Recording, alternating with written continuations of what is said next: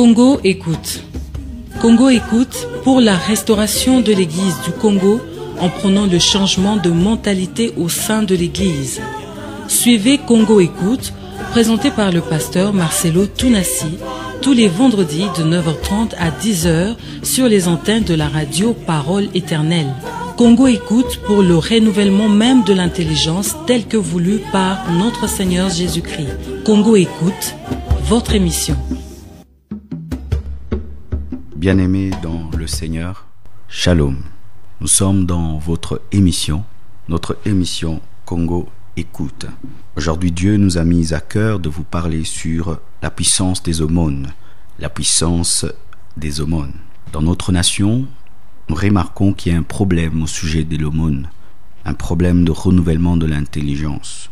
Nous considérons souvent que donner l'aumône aux pauvres est une source de blocage, parce que nous attribuons à chaque pauvre une sorcellerie. Nous supposons que tout pauvre est sorcier, ce qui fait que nous sommes bloqués pour donner nos aumônes et nous nous privons des bénédictions inhérentes aux aumônes. Qu'est-ce que l'aumône? L'aumône, c'est un acte de bienveillance. C'est un acte philanthropique et caritatif. Je répète, l'aumône est un acte de bienfaisance, un acte philanthropique et caritatif. C'est l'offrande faite à Dieu au travers des pauvres, au travers des indigents, au travers des malheureux, des veuves et orphelins, au travers de ceux qui sont économiquement faibles. Et là déjà, j'aimerais dire que lorsque tu donnes aux pauvres, tu ne donnes pas seulement aux pauvres, tu donnes aussi à Dieu, mais au travers du pauvre. Et là déjà, nous devons changer notre manière de donner aux pauvres. Tu verras que lorsque tu te promènes, tu peux avoir un billet de $20, de $5, de 10, de 500 francs, de 250 francs. Quand un pauvre en cours de route te demande quelque chose, tu es toujours tenté, poussé à lui donner 50 francs. Et nous n'imaginons pas qu'en cours de route, tu peux donner $10, $5 à un pauvre. Pourquoi? Parce que nous regardons le pauvre sans voir au travers du pauvre Dieu qui n'est pas pauvre. Et en Israël, les pauvres avaient une grande place. Les pauvres étaient respectés. C'est pourquoi en Israël, on leur laissait ce qui restait après la moisson. Lorsqu'un homme avait un champ, qu'il sémait, qu'il moissonnait, il ne lui était pas permis de tout moissonner. Tout ce qui tombait, tout ce qui restait, était réservé aux pauvres en Israël. Tous les 3 ans, la dîme leur était abandonnée. Ce n'était pas seulement le lévite et le sacrificateur qui avaient part à la dîme, mais aussi le pauvre, l'indigent, l'étranger, la veuve et l'orphelin. Les produits même de la terre leur étaient abandonnés à la 7e année, l'année sabbatique. Lorsqu'on se reposait, les produits de la terre leur étaient réservés. Quoiqu'ils n'avaient pas de champs, le produit de la terre leur était réservé. Il était obligatoire de les inviter aux fêtes et banquets annuels. Lorsqu'on organisait des banquets et des fêtes annuelles, il était obligatoire d'inviter à la table, à la fête, les pauvres. Dans le Nouveau Testament, nous voyons cela aussi. Dans Actes des Apôtres, 6, versets 1 à 3, nous voyons que les diacres ont été institués, établis à cause des pauvres. La Bible dit, en ce temps-là, le nombre des disciples augmentant, les hellénistes grecs murmurèrent contre les Hébreux parce que leurs veuves étaient négligées dans la distribution qui se faisait chaque jour. Les 12 convoquèrent la multitude des disciples et dirent, « Il n'est pas convenable que nous laissions la parole de Dieu pour servir aux tables. C'est pourquoi, frères, choisissez parmi vous 7 hommes de qui l'on rende un bon témoignage, qui soient pleins d'Esprit Saint et de sagesse, et que nous chargerons de cet emploi. » C'est là que les diacres sont nés. Ils sont nés parce que l'Église primitive s'occupait des pauvres. Ce n'était pas seulement une église spirituelle, ce n'était pas seulement une église accompagnée des signes, des prodiges et des miracles, de puissants enseignements, de jeûnes et de prières.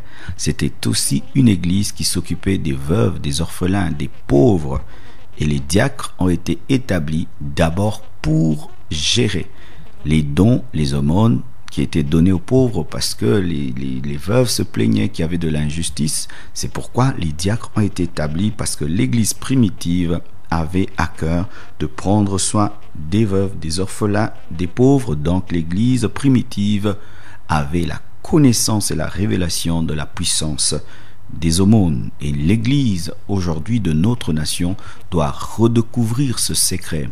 Nous imitons souvent l'Église primitive dans le domaine des miracles, des prodiges, de la prière, sans imiter cette Église dans le domaine des aumônes, dans le domaine de l'amour, dans le domaine du partage, de la charité, dans le domaine philanthropique, caritatif, dans la bienfaisance. Et dans la manière de donner l'aumône, nous avons beaucoup de versets qui en parlent. Jésus-Christ lui-même en a parlé. Nous allons lire Luc 11, versets 37 à 42. Il y a beaucoup de principes dans le domaine des aumônes que nous allons partager à présent. Luc 11, versets 37 à 42. La Bible dit: « Pendant que Jésus parlait, un pharisien le pria de dîner chez lui. Il entra et se mit à table.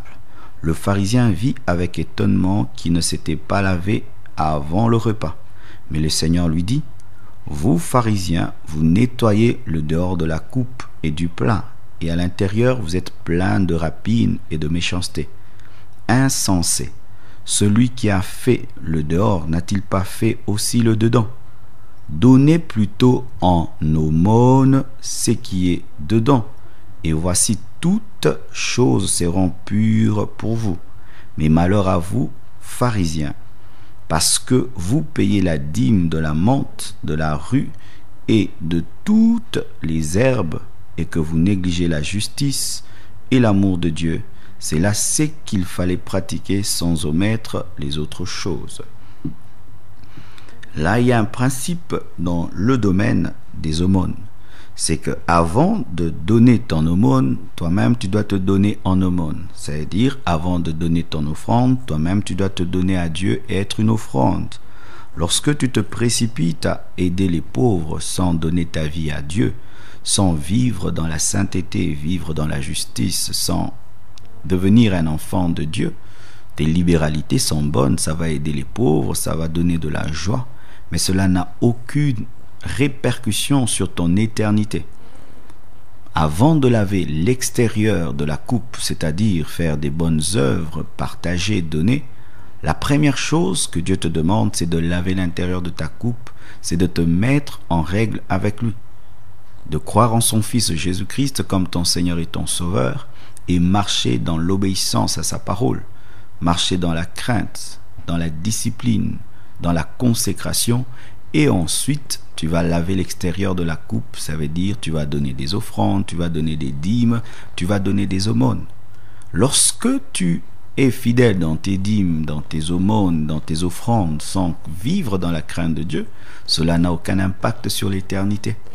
Beaucoup de gens refusent de se mettre en règle avec Dieu au nom des aumônes, au nom des offrandes et des dîmes qu'ils donnent. Bien-aimés, on ne se moque pas de Dieu. Dieu est riche, Dieu a tout. Ce n'est pas avec $2000, $3000 que tu donnes que tu vas hériter le ciel. Tout d'abord, il te faudrait te mettre en règle avec Dieu, laver l'intérieur de la coupe, ensuite laver l'extérieur de la coupe. Il faudrait d'abord que tu puisses toi-même t'offrir à Dieu avant de lui offrir quoi que ce soit. Sinon, ton offrande n'a pas d'impact et de répercussion sur l'éternité. C'est ce que les pharisiens faisaient, très fidèles dans les dîmes, très fidèles dans les aumônes, très fidèles dans les offrandes, mais vivant dans l'injustice, dans l'infidélité, dans le péché, dans l'orgueil spirituel, dans l'orgueil social.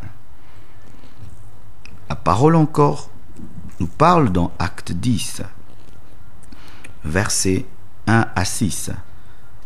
C'est l'histoire de Corneille.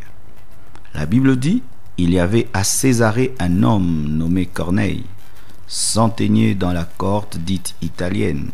Cet homme était pieux et craignait Dieu avec toute sa maison. Il faisait beaucoup d'aumônes au peuple et priait Dieu continuellement. Il faisait beaucoup d'aumônes au peuple et priait Dieu continuellement. Vers la 9e heure du jour, il vit clairement dans une vision un ange de Dieu qui entra chez lui et lui dit « Corneille ». Les regards fixés sur lui, et saisi d'effroi, il répondit « Qu'est-ce que Seigneur ?» Et l'ange lui dit « Tes prières et tes aumônes sont montées devant Dieu, et il s'en est souvenu. Envoie maintenant des hommes à Joppé, et fais venir Simon surnommé Pierre. Il est logé chez un certain Simon Corailleur, dont la maison est près de la mer. » Et là, la suite de l'histoire nous dit que Pierre avait refusé d'aller dans la maison d'un infidèle, et Dieu lui a montré une vision qui se retrouvait en train de manger des choses impures. Et Dieu lui a dit « Tu manges ». Et Pierre avait refusé. Dieu lui a dit « Tu n'appelleras pas impur, c'est que j'appelle pur », pour dire que Dieu voulait aussi sauver. C'est un circoncis. Au travers du ministère de Pierre, Pierre est allé dans la maison de Corneille, et pendant qu'il parlait de Jésus-Christ, le Saint-Esprit est descendu sur lui et il était baptisé du Saint-Esprit, lui et toute sa maison. Ce passage nous enseigne une chose, que la prière doit être accompagnée des aumônes. Il ne faut pas seulement prier, il faut aussi donner des aumônes.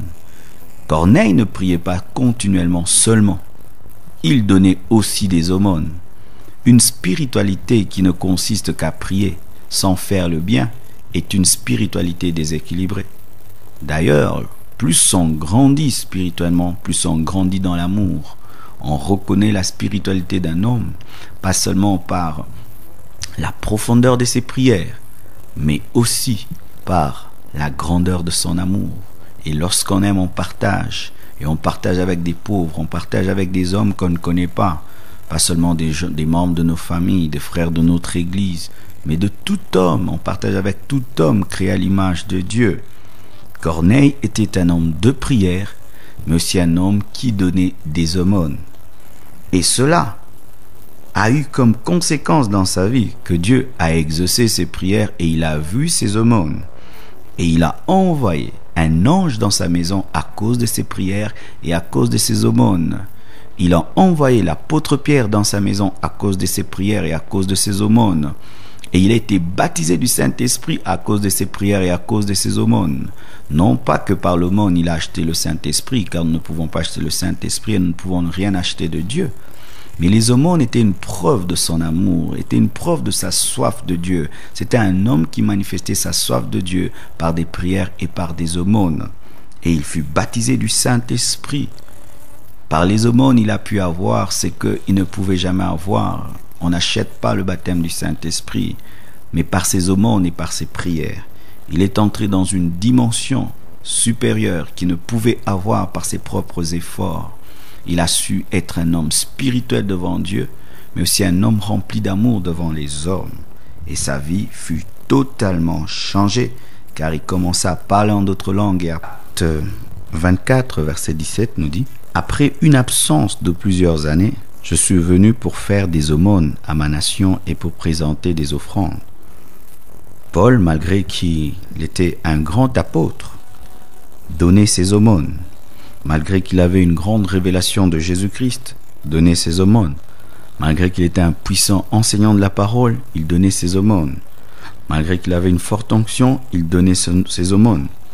Ce passage nous enseigne que, malgré notre niveau spirituel, malgré nos responsabilités dans l'Église, dans l'œuvre de Dieu, nous ne sommes pas exemptés des aumônes.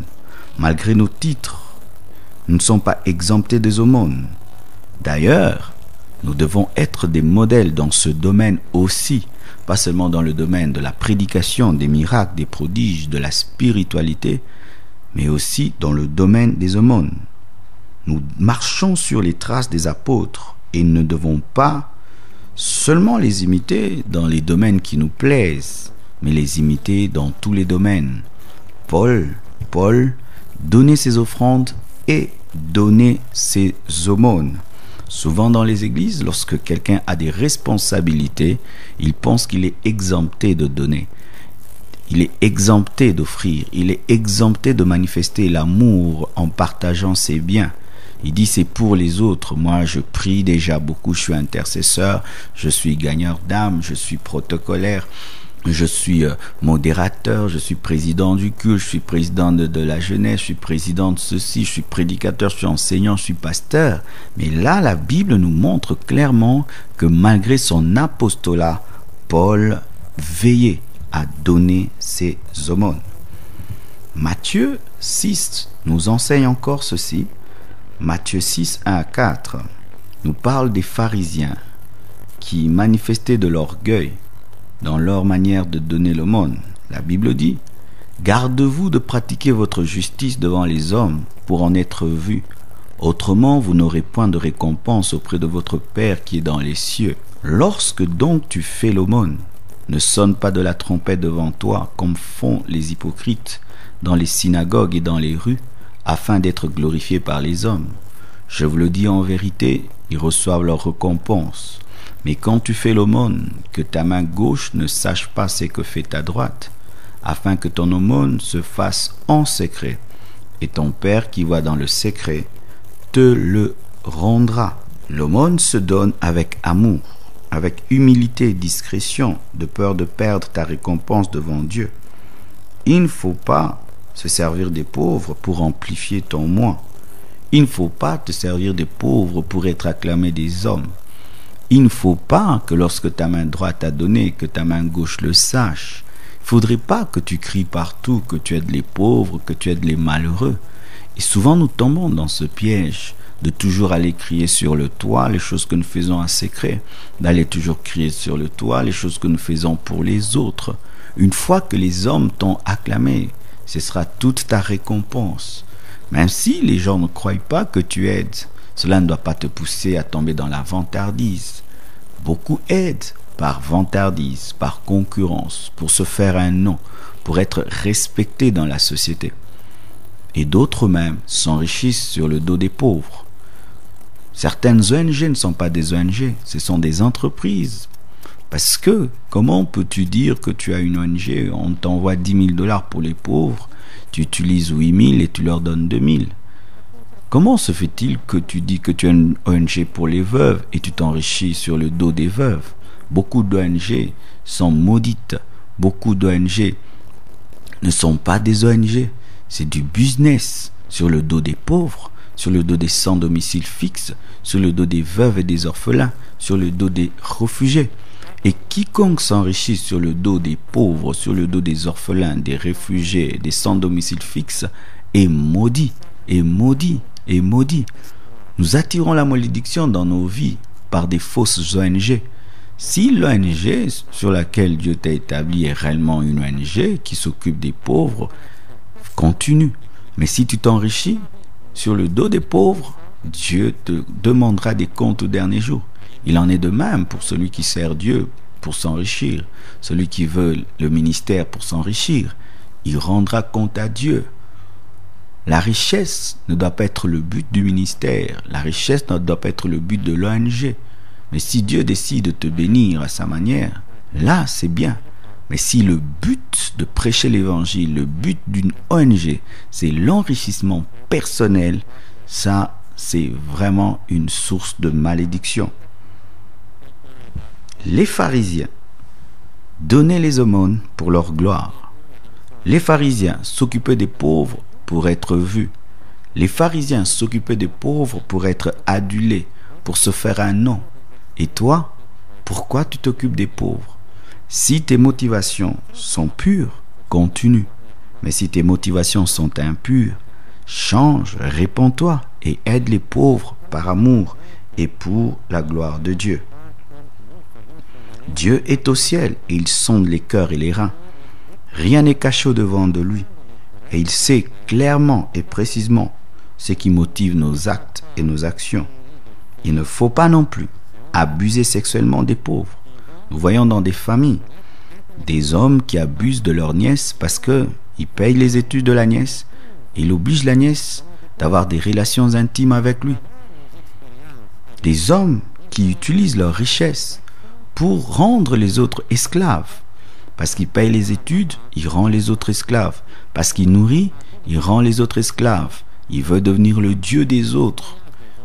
Dans certaines familles, il y a des hommes qui jouent au Dieu parce qu'il est le seul riche et c'est lui qui doit payer la maison de celui-ci, il doit payer les études de ce cousin, de cette cousine, et en retour, il réclame l'adoration. En retour, il réclame des relations intimes. En retour, il veut qu'on lui permette tout. Bien-aimé, si tu fais cela, sache que Dieu te redemandera le sang de ces orphelins, de ces orphelines qu'il a mis sous ta charge, afin que tu les bénisses, que tu les aides, non point pour que tu les maltraites. Et j'aime l'histoire de Tabitha dans Acte 9, verset 36 à 42. C'était une femme merveilleuse. Lisons cette histoire, Acte 9, 36 à 42. Il y avait à Joppé, parmi les disciples, une femme nommée Tabitha, ce qui signifie Dorcas. Elle faisait beaucoup de bonnes œuvres et d'aumônes. Elle tomba malade en ce temps-là et mourut. Après l'avoir lavée, on la déposa dans une chambre haute. Comme Lyde est près de Joppé, les disciples ayant appris que Pierre s'y trouvait, envoyèrent 2 hommes vers lui pour le prier de venir chez eux sans tarder. Pierre se leva et partit avec ces hommes. Lorsqu'il fut arrivé, on le conduisit dans la chambre haute. Toutes les veuves l'entourèrent en pleurant et lui montrèrent les tuniques et les vêtements que faisait Dorcas pendant qu'elle était avec elle. Pierre fit sortir tout le monde et se mit à genoux et pria, puis se tourna vers le corps. Il dit: Tabitha, lève-toi. Elle ouvrit les yeux, ayant vu Pierre, elle s'assit. Il lui donna la main et la fit lever. Il appela ensuite les saints et les veuves et la leur présenta vivante. Cela fut connu de tout Joppé et beaucoup crurent au Seigneur. Cette femme avait comme habitude de faire le bien. Et un jour, elle est tombée malade et elle est morte. Mais le souvenir de son amour a changé les malheureux en intercesseurs. Ils ont prié pour qu'elle ressuscite. Ils ont prié pour que Pierre vienne prier pour elle. Et en réponse à leur prière, Dieu a ressuscité Tabitha. Ce n'est pas qu'elle a acheté la résurrection, mais son amour avait touché les pauvres et avait poussé les pauvres à prier pour eux. Plusieurs hommes riches, femmes riches, se font maudire par les pauvres à cause de leur égoïsme. Mais cette femme avait les pauvres comme intercesseurs, avait les pauvres comme témoins de son amour et de sa bonté. Il pleurait en montrant ses vêtements, il pleurait en montrant ses bonnes œuvres. Et Pierre a prié et Dieu a exaucé la prière parce que c'était une femme de bien, c'était une femme remplie d'amour et cet amour se démontrait par des œuvres, par des aumônes. Elle a eu une longue vie, elle a eu la guérison, la résurrection à cause de ses aumônes. Ce n'est pas qu'elle a acheté la résurrection, mais ses aumônes ont fait que des hommes soient touchés et amenés à prier. Je pense que si c'était une femme méchante, on allait l'enterrer directement. Mais si on l'a gardée sans l'enterrer et qu'on est allé chercher un homme de Dieu, c'est parce que le peuple avait des bons souvenirs de cette femme. Mon frère, le jour que tu mourras, est-ce que tu vas laisser des souvenirs dans les cœurs des veuves, dans les cœurs des orphelins? Le jour que tu quitteras ce monde, est-ce qu'il y a des hommes qui vont se lever qui diront: si j'ai étudié, c'est à cause de lui, si je suis devenu un grand homme, c'est à cause de lui, si je suis devenu ceci, c'est par lui, Dieu est passé par lui pour me bénir? Est-ce que les hommes présenteront les choses que tu as fait dans leur vie? Les veuves et les orphelins ont présenté les vêtements, ont présenté l'amour de Dorcas. Et qu'est-ce que les hommes présenteront le jour de ta mort? Pense-y, parce que nous sommes pas éternels, nous quitterons ce monde et Dieu nous donne les biens matériels pour bénir les autres. Nous sommes bénis pour bénir. Dieu a dit à Abraham: je te bénirai et je ferai de toi une source de bénédiction. Et il y a encore un homme merveilleux dans la Bible que j'aime lire au sujet de la puissance des aumônes. C'est Job. Job 29, versets 12 à 16, nous parle de Job, qui était l'homme le plus intègre, l'homme le plus riche, mais c'était un homme qui avait un grand secret. Il était le sauveur des pauvres, il était le père des orphelins. Nous lisons cela dans Job 29, versets 12 à 16. « Car je sauvais le pauvre qui implorait du secours, et l'orphelin qui manquait d'appui. La bénédiction du malheureux venait sur moi. Je remplissais de joie le cœur de la veuve. Je me revêtais de la justice et je lui servais de vêtements. J'avais ma droiture pour manteau et pour turban. J'étais l'œil de l'aveugle et le pied du boiteux. J'étais le père des misérables. J'examinais la cause de l'inconnu. Alléluia. Je brisais la mâchoire de l'injuste et j'arrachais de ses dents la proie. Ça, c'est Job. Il dit qu'il était le sauveur du pauvre, le sauveur de l'orphelin. La bénédiction du malheureux venait sur lui. Il remplissait de joie le cœur de la veuve. Il était l'œil de l'aveugle, le pied du boiteux, le père des misérables, et il examinait la cause des inconnus. Si tu veux être béni, fais ces choses. Sauve le pauvre, sauve l'orphelin. Fais que le malheureux te bénisse et intercède pour toi. Remplis de joie le cœur de la veuve. Deviens les yeux de l'aveugle. Deviens le pied du boiteux. Deviens le père des misérables.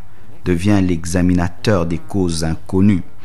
Et Job ajoute dans Job 31, versets 16 à 22, il dit « Si je refusais aux pauvres ce qu'ils demandaient, si j'ai fait languir les yeux de l'aveugle, si j'ai mangé seul mon pain sans que l'orphelin en ait eu sa part, moi qui l'ai dès ma jeunesse élevé comme un père, moi qui dès ma naissance ai soutenu la veuve, si j'ai vu le malheureux manquer de vêtements, l'indigent n'avoir point de couverture, sans que ses reins m'aient béni, sans qu'il ait été réchauffé par la toison de mes agneaux, si j'ai levé la main contre l'orphelin, parce que je me sentais un appui dans les juges, que mon épaule se détache de sa jointure, que mon bras tombe et qu'il se brise. Job ne refusait pas aux pauvres ce qu'ils lui demandaient. Il ne faisait jamais souffrir la veuve. Il ne mangeait pas seul, mais il partageait avec l'orphelin. Il a fait dès sa jeunesse. N'attends pas de devenir riche ou grand pour le faire, parce que l'amour peut s'exprimer même dans la petitesse, même dans la pauvreté. N'attends pas de devenir grand pour exprimer ton amour. Job dit qu'il faisait ces choses dès sa jeunesse, et les habitudes acquises dans la jeunesse perdurent même dans la vieillesse. Il partageait son vêtement avec le malheureux. Il recherchait la bénédiction du malheureux, car le malheureux n'est pas une source de malédiction, il n'est pas une source de blocage, il n'est pas une source de sorcellerie, il n'est pas une source d'envoûtement, mais il est une source de bénédiction. Job recherchait la bénédiction du malheureux. Il n'a jamais utilisé sa position pour maltraiter le pauvre, mais pour l'aider. Et là, j'aimerais parler même à nos familles congolaises où on voit un homme mourir et après sa mort, on dépouille la veuve et l'orphelin. Et certains même, ce sont des chrétiens, des gens qui vont dans les églises, mais qui dépouillent la veuve et l'orphelin. Après la mort du père, ils dépouillent la veuve et l'orphelin au nom de la coutume. Une telle coutume est une coutume maudite, est une coutume du diable, parce que Dieu respecte la veuve, il respecte l'orphelin. Lorsqu'un homme se bat et travaille, c'est d'abord pour sa femme, pour ses enfants et ensuite pour sa famille élargie et non le contraire. Chaque fois, mon frère, que tu as utilisé ta position de l'oncle, ta position du père, ta position de la mère, de la sœur du défunt, pour maltraiter la veuve et l'orphelin, tu as attiré une malédiction générationnelle dans ta vie. Apprenons à donner la joie aux veuves et orphelins, car nous aussi nous partirons, nous laisserons des veuves, nous laisserons des orphelins, et ce que tu fais arriver dans la vie des autres, Dieu le fera également arriver dans ta vie. La Bible dit dans Psaume 34 versets 6 à 7, quand le malheureux crie, l'Éternel entend et il le sauve de toutes ses détresses. Donc aussi, quand le malheureux s'y crie pour te bénir, Dieu l'entend et il l'exauce et il accomplit cette bénédiction dans ta vie. Mais quand tu maltraites le malheureux et qu'il crie vers l'Éternel, Dieu l'entendra aussi. Quand le cri du malheureux monte vers Dieu, ça doit être un cri de bénédiction. Un cri qui réclame que Dieu t'élève, qui te bénisse et qui te rende au centuple de ce que tu as fait pour lui, et que cela ne soit pas pour que Dieu te maudisse. Plusieurs personnes ont commencé à chuter lorsque les malheureux ont commencé à crier contre eux devant l'Éternel, et plusieurs personnes ont commencé à monter, être bénies lorsque les malheureux ont commencé à crier devant Dieu pour leur bénédiction. Proverbe 19, verset 17 nous dit: celui qui a pitié du pauvre prête à l'Éternel, qui lui rendra selon son œuvre. Proverbe 19, verset 17 dit: celui qui a pitié du pauvre prête à l'Éternel, qui lui rendra selon son œuvre. Lorsque tu as pitié du pauvre, lorsque tu donnes ton aumône, tu prêtes à l'Éternel. Et Dieu n'a la dette de personne, il n'est le débiteur de personne, et il te le rendra selon ton œuvre. Et comme c'est un roi, il va te le rendre comme un roi. Il va te le rendre royalement. Plusieurs personnes ayant compris cela bénissent les malheureux, s'investissent dans le malheureux. C'est vrai, il ne faut pas le faire pour recevoir quelque chose en retour. Il faut le faire par amour. Mais sache aussi que Dieu n'a la dette de personne. Il te récompensera et il te bénira, car il paye toujours ses dettes. Plusieurs personnes, quand ils entendent de tels enseignements, se réfugient dans la paresse et la dépendance. Et ils disent gloire à Dieu. Enfin, un pasteur qui parle de nous. Frère, Dieu te demande de travailler. Dieu te demande de travailler. Il ne faut pas tomber dans la paresse et la pauvreté pour être à la charge des autres. Il ne faut pas tomber dans le parasitisme et la dépendance, mais travailler pour aider les autres. Car c'est la main qui donne qui est bénie, et pas celle qui reçoit. Celui qui donne reçoit la bénédiction de celui qui reçoit. C'est pourquoi, toi qui m'écoutes, c'est une responsabilité que tu as de travailler pour bénir les autres. N'attends pas à recevoir, va partager, va donner, et tu expérimenteras la puissance de Dieu dans les aumônes. Que Dieu vous bénisse abondamment et qu'il vous donne l'amour pour être des hommes et des femmes qui donnent les aumônes. L'aumône n'est pas source de malédiction, d'envoûtement ni de blocage, mais au contraire, l'aumône est une source de joie, une source de bénédiction. Que Dieu vous bénisse abondamment. Au micro, c'était votre serviteur, le pasteur Marcelo Jérémy Tounassi de l'église La Compassion, qui est située à Limité 2e rue, quartier industriel numéro 6. Notre numéro de contact est le 081 506 78 81. Que Dieu vous comble de ses grâces. Amen. Congo écoute. Congo écoute pour la restauration de l'Église du Congo en prônant le changement de mentalité au sein de l'Église. Suivez Congo écoute, présenté par le pasteur Marcelo Tounassi, tous les vendredis de 9h30 à 10h sur les antennes de la radio Parole Éternelle. Congo écoute pour le renouvellement même de l'intelligence tel que voulu par notre Seigneur Jésus-Christ. Congo écoute, votre émission.